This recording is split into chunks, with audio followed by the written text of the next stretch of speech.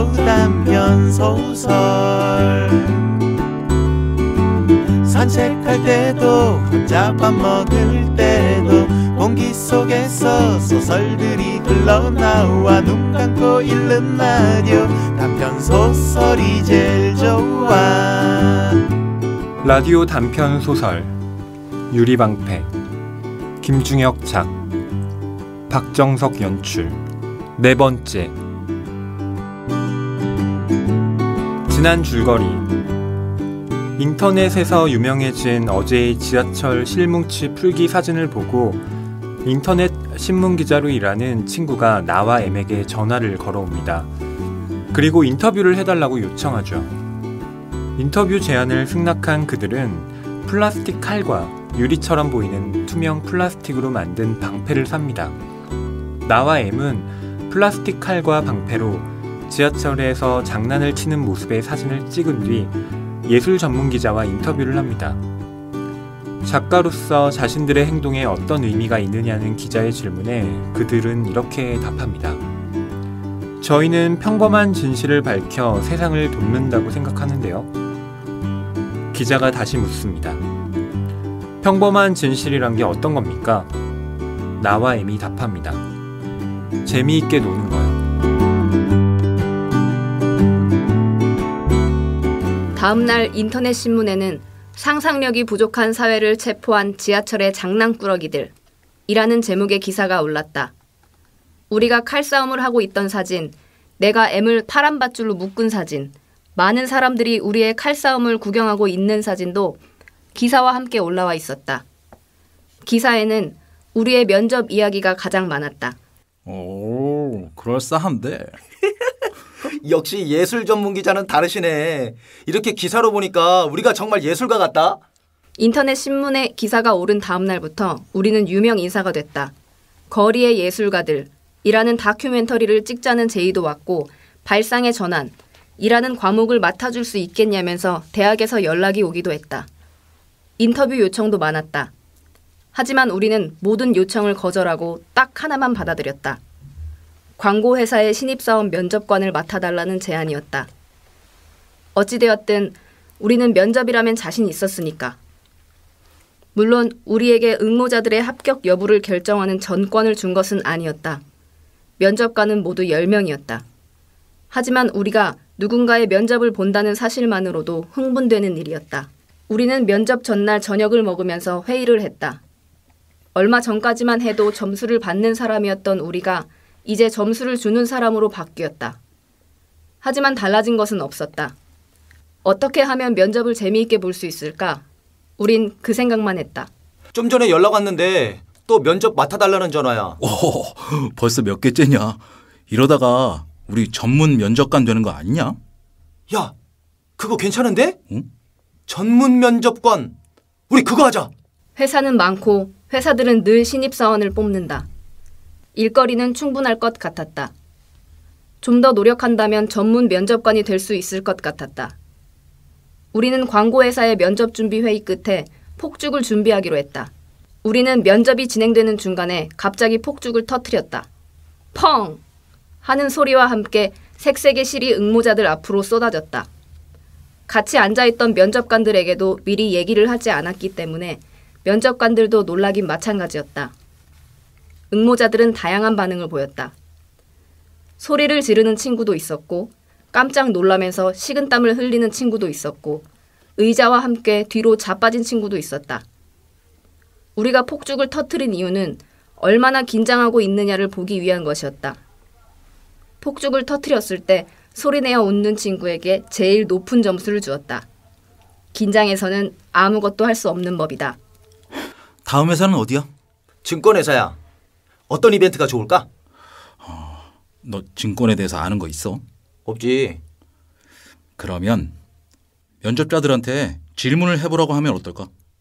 그 사람들이 질문을 하고 우린 대답을 하는 거야. 우리가 면접을 많이 해봐서 알지만 질문 잘하는 것도 능력이잖아. 그렇지. 재밌겠다. 면접관 일이 재미있었고 면접에 대한 회의를 하는 게 재미있었다. 우리는 예전과 마찬가지로 기발한 이벤트를 많이 했다. 광고 회사에서처럼 폭죽을 터뜨리기도 했고 상자에다 잡동사니를 넣어놓고 한 가지를 뽑게 한 다음 그 물건으로 우리를 웃겨보라는 주문을 하기도 했고 자신만을 위한 응원가를 만들어보라는 요구도 했다. 물론 M과 나의 응원가도 불러주었다. 많은 면접자들이 우리의 질문과 이벤트를 재미있어 했다. 우리는 면접관이라기보다 면접장을 재미있게 만들어주는 사람이었다. 이렇게 면접을 봤더라면 우리도 진작에 회사원이 됐을 텐데 라는 생각이 들 정도였다. 우리는 면접관 일을 하면서 태어난 이후 처음으로 뭔가 의미 있는 일을 하고 있다는 생각이 들었다. 구체적으로 어떤 의미가 있는 일인가요? 라고 물어본다면 할 말은 없지만 후반전이 시작됐는데 혼자서만 로커룸에서 자고 있다는 생각은 더 이상 들지 않았다. 우리는 한때 실패에 중독된 인간들이었지만 이제는 실패 중독자들을 위로해주는 입장이 됐다. 누군가의 방패가 될 수 있다는 사실만으로도 우리는 기뻤다. 그것이 플라스틱이나 유리로 만들어진 방패이더라도 말이다. 20번째였는지 21번째였는지의 면접관 일을 마치고 나올 때였다. 웹 기획을 하는 회사의 면접이었는데 어찌나 지원자가 많았던지 면접을 다 보고 집으로 돌아올 때는 아무 말도 하고 싶지 않을 정도로 피곤했다. 지원자의 성격이나 대답에 따라 매번 다른 질문을 해야 했기 때문에 또 우리가 준비한 이벤트를 모든 사람들에게 써먹을 수 있는 것도 아니어서 우리는 점점 지쳐갔다. 아이디어도 고갈되는 것 같았고 무엇보다 갈수록 재미가 없어졌다. 겨우 20번밖에 면접을 보지 않았는데 벌써 재미가 없다는 게 이상했다. 우리는 버스 맨 뒷좌석에 나란히 앉아서 창밖을 내다보고 있었다. 하여간 쉬운 일이 없어. 그치? 여전히 창밖을 내다보면서 M이 말했다. 내게 묻는다기보다 스스로에게 묻는 질문 같았다. 우리 처음으로 돌아가야 할 것 같지 않냐? 우리에게 어울리는 일이 아닌 것 같아. 나 역시 창밖을 내다보면서 말했다. 우리는 같은 풍경을 바라보고 있었다.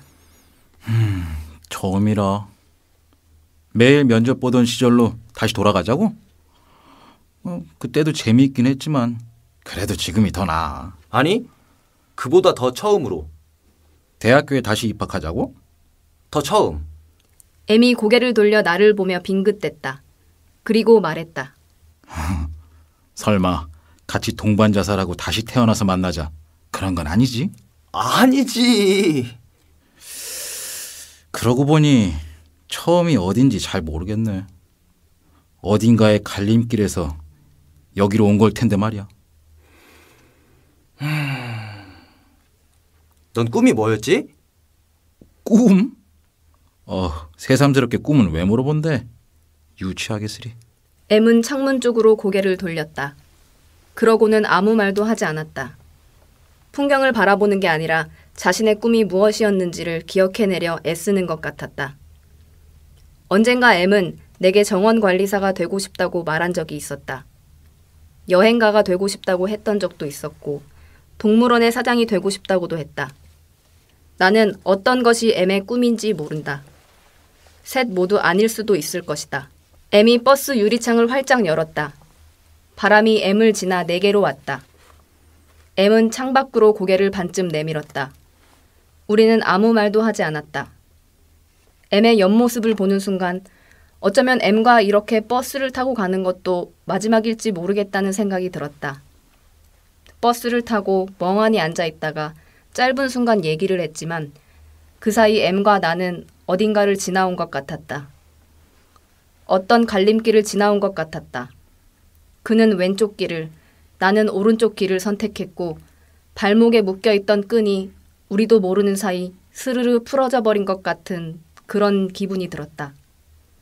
나는 고개를 돌려 버스 뒷창문을 내다보았다. 팽팽하게 당겨진 전깃줄이 우리가 온 곳을 알려주고 있었다. 정확히 이름 붙일 수 없는, 언제부터 언제까지라고도 말할 수 없는 내 삶의 어떤 한 시절이 지나가는 중이라고 나는 생각했다. 네, 안녕하세요. 라디오 단편 소설 진행을 맡은 허입니다.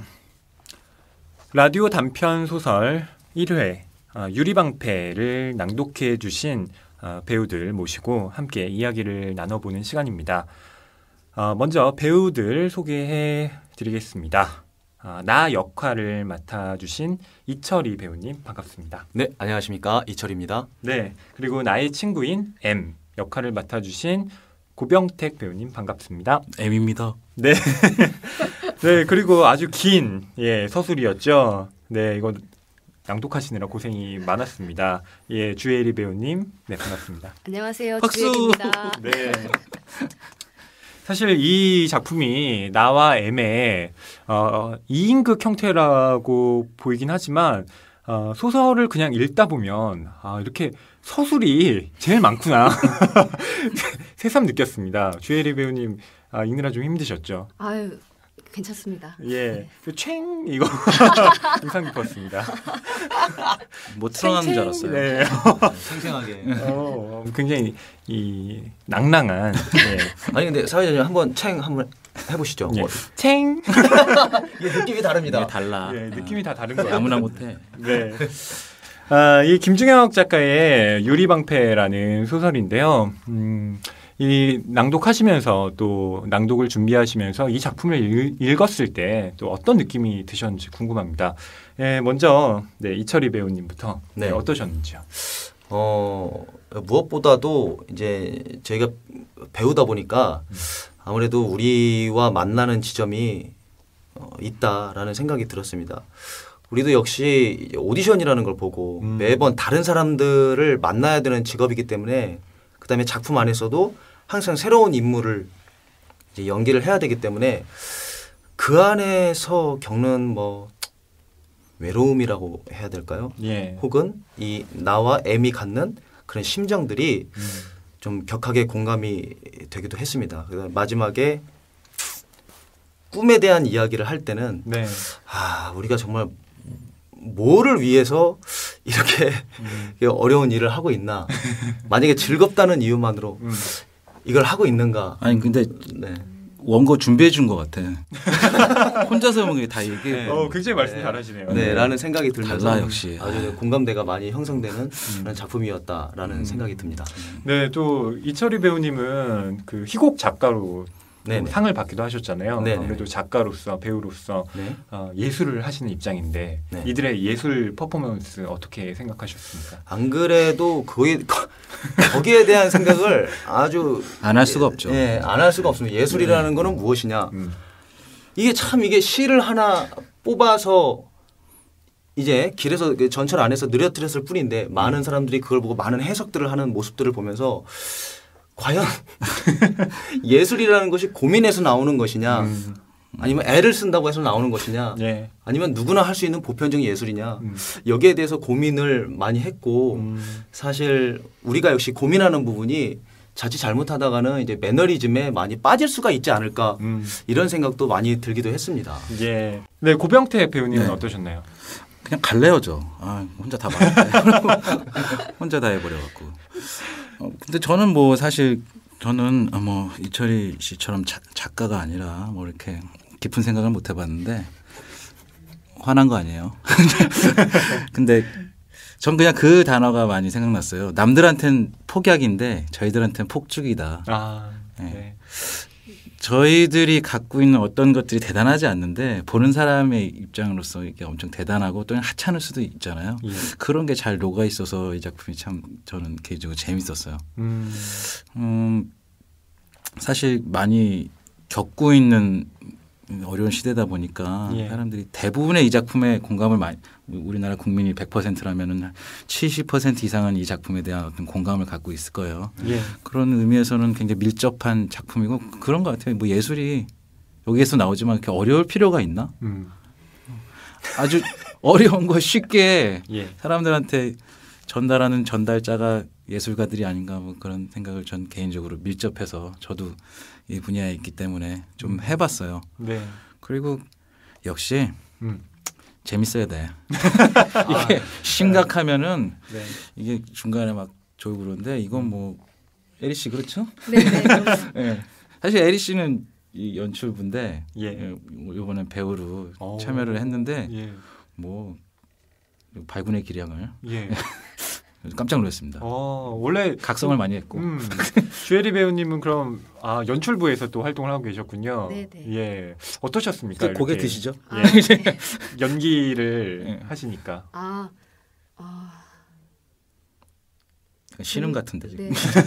그냥 재밌는 작업이었던 것 같고요. 예. 네. 네. 지금 상태로는 한 이틀 쉬어야 돼. 배우들이 이렇게 입 아프게 일을 하고 있다. 입이 그러니까 배우들한테 디렉션 줄 때 좀 이렇게 고려를 해주셔야 돼. 오늘 연출부로서 많은 또 배우들이 이렇게 힘들구나 뭐 이런 생각을 다시 하셨을 것 같은데요. 이 작품을 읽으면서는 어떤 생각을 좀 하셨나요? 제가 가장 인상 깊었던 건 두 인물인데요.